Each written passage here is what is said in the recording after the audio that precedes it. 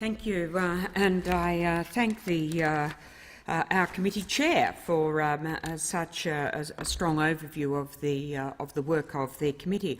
I just want to make a couple of observations. Firstly, I think the really exciting thing that we discovered is that there has been a step change in aquaculture that is revolutionising this industry, and it's certainly the development of the effective recirculating systems where the nutrient cycle is effectively closed.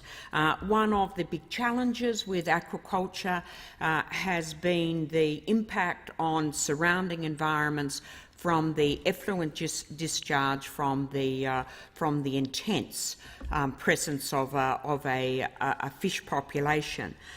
What we see now, and I want to commend in particular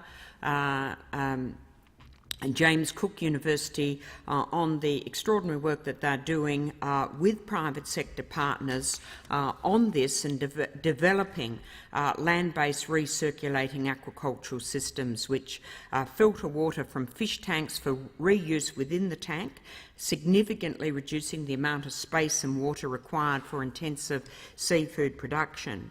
And these systems, of course, don't interact with the natural environment, and they also have the added value of creating a nutrient-rich waste stream which can be used in other applications, and currently we see it being used for fertiliser production and for hydroponics. So suddenly the nature of this industry can change quite rapidly, and I think we should be really embracing that.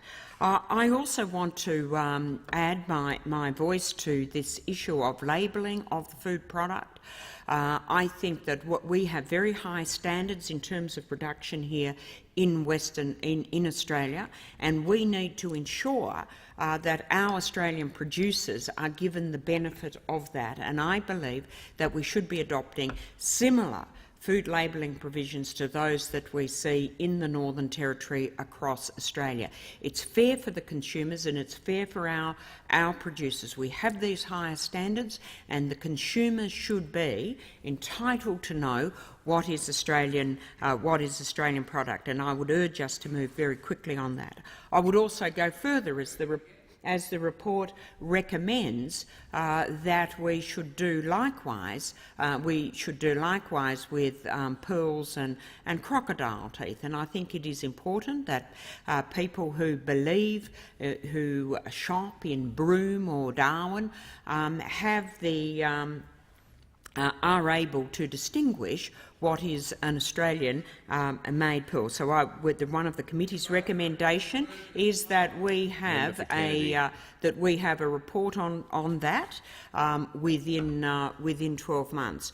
I would also express my extreme concern about the lack of urgency that has surrounded the response to the oyster oedema disease, which has devastated pearling stocks in Western Australia and to some extent in Northern Territory, and the need for us to actually be funding research into that this is not something, unfortunately, the industry bodies dominated by players who have interest in overseas pearling, so for them it is not such a priority.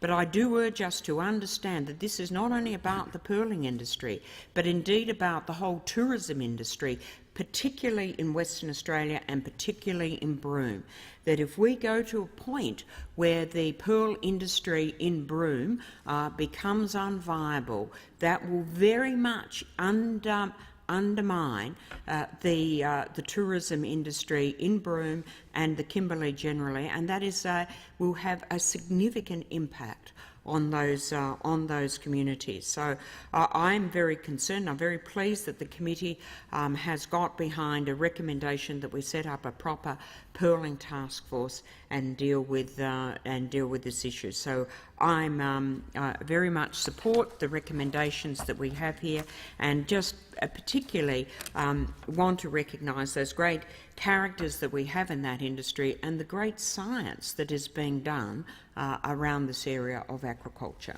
Thank you.